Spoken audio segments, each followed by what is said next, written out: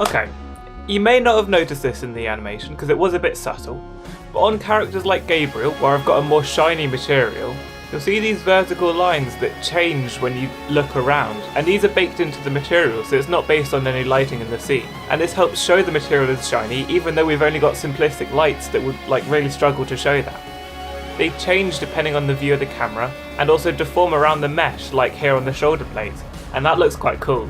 So let's get into how I made this. I'm going to swap over to Cycle so there's less compiling shader time. And I've got a beefy PC, so Cycles is actually quicker than Eevee because of the compiling shader time. It's weird. Okay, so in the shader, we have our base color, and I've made a node group called Shine Factor, which is what makes these vertical lines.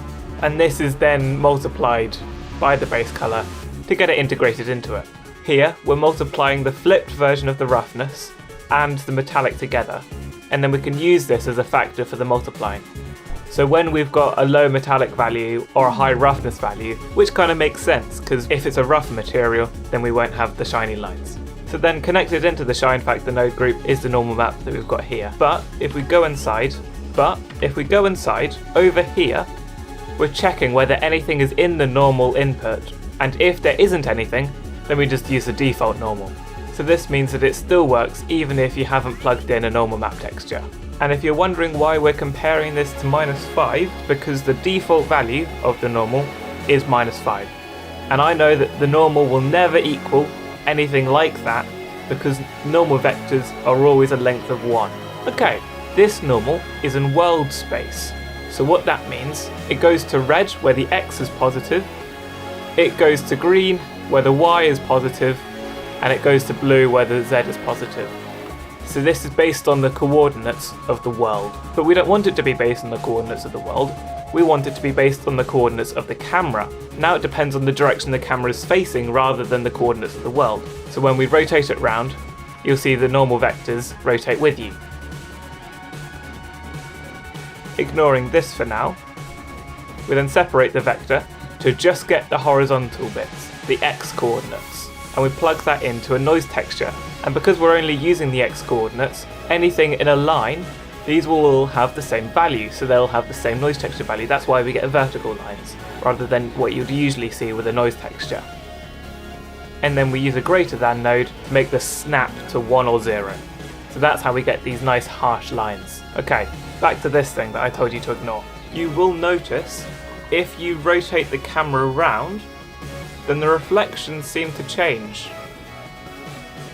That's not how reflections work. The light coming in would bounce off and go into the camera, and it'd be the same no matter what direction the camera was facing. So we need to figure out how much this camera is rotated and then counteract it using a vector rotate node. So now it stays in place.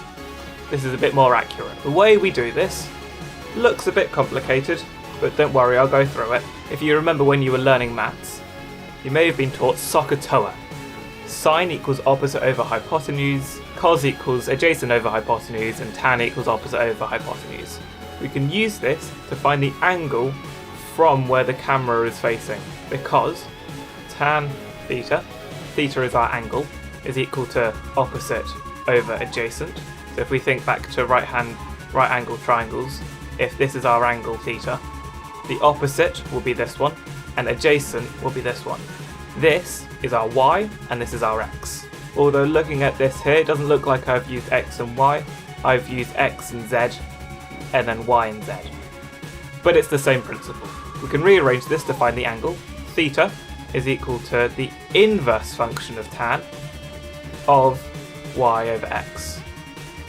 And sometimes the inverse function of tan is called arctan. So that's what we've got here. We're dividing one coordinate by the other, then doing the arctangent, the tan to the -1, the inverse function of it, and then putting that back into a combine xyz, and this is our rotation, which we can then plug in here. So now when we rotate the camera, the reflections won't change. But then also for some reason when I was doing my animation, I thought it actually looked better if we click this invert button, and now it changes quite a lot when we rotate it. In fact, it's actually rotating twice as fast as if we didn't have this. Because if you think this is rotating this much, if we then rotate it backwards, then it's going to be rotated back to here, so it won't be rotated at all. But if we instead rotate it again, now you see that this is twice as long, so we get twice as much rotation. And I just thought that looked a bit better because you get a bit more variation in the animation in it. And then we can bring some of these things out as inputs, so the noise scale and the line width, so that we can then edit them outside the node group. There we go. If you want to see how I made a sparkle that acts as a kind of a shine on the edge of objects, then watch the previous video, where I go over how to make an object always in front of another one. If you've seen the art style to my animation and you're saying, hang on, how do I make that myself? Then you can go watch those tutorials or go to the Gumroad page to just buy it outright and get it for yourself. Thank you very much for watching. See ya!